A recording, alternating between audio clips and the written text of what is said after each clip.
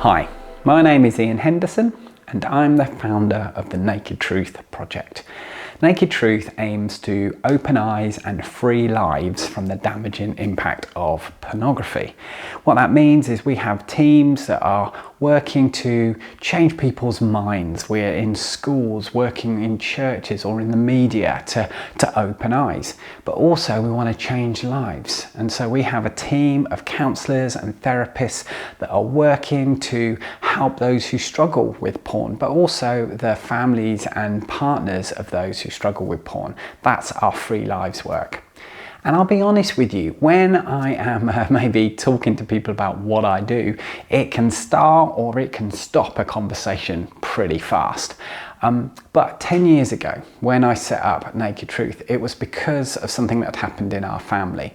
Our family found out that my dad had a devastating and destructive addiction to pornography that actually he'd hidden for decades. And actually, many porn users do exactly that. They separate and compartmentalize their life and hide this part of their lives. But let's be honest, it's not just porn, is it? Lots of us as humans can compartmentalize, where what we do in public, whether that's at church or at work, is different. It doesn't match up with some of the things that we're doing in private. And this kind of double life or divided life can often lead to disconnection, where we feel disconnected to ourselves. We feel like we're not the person that we want to be, the follower of Jesus that we want to be. Maybe it causes a disconnection with our family or friends. And often it causes a disconnection with God too. Because of shame, because of other things, God often can feel out of sight and out of reach. And perhaps that's why Jesus says what he says in the Beatitudes, when he says, "Blessed are the pure in heart, for they will see God." Now, often when we hear a phrase like pure in heart, perhaps you think of getting it right all the time, being holy, being perfect.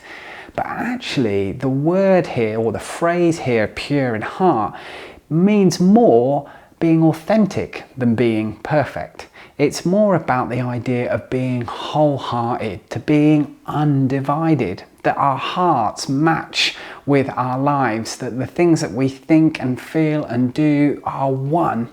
In fact, the word integrity, which we kind of hear all the time in politics or in church, means just that too. It means oneness. And so what Jesus is saying here is that you are blessed, you are happy when your life is one, when it's kind of complete and wholehearted, when it's single-hearted. And that is the thing that helps us see God. That he actually wants us to be authentic, not necessarily perfect. Of course, Jesus deals with our hearts not being clean, that when we get things wrong, and we talk about that in the workbook as well. But I wonder what it might mean for you to be wholehearted, to be pure-hearted. What does that look like? Well, perhaps maybe what it might mean is that simply you are honest and real with yourself. Maybe you could take some time to think about, are there parts of your life where things don't match, where there's division, where maybe it's not aligned or even authentic? Perhaps you need to be honest with God, to feel that you can be completely real with him. And maybe it's also being honest and real with others too. To actually accept that perhaps there's some things in your life that you're keeping hidden that actually need help. And so they're just some simple things that you could do to be pure of heart. And Jesus tells us when we pursue that wholehearted life, that leads to happiness and us being able to see God better.